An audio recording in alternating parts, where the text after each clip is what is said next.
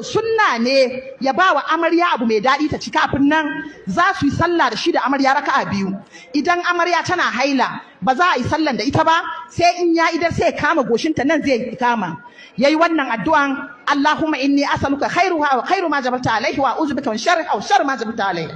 Wannan shi ake tofawa abun hawa, ake tofawa mata.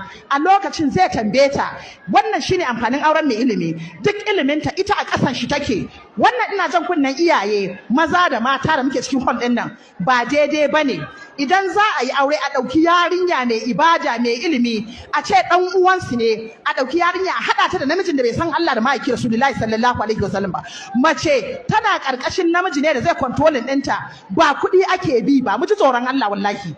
Idan ya zo aka ɗaura wannan auren, bayan an gama ya tambaye ta addini, ya ake tsarki, ya ake wankan tsarki, ya ake sallah, duka wannan sai don saboda ya samu nutsuwa cewa zai sadu da matan da za ta yi wa 'ya'yansa tarbiyya.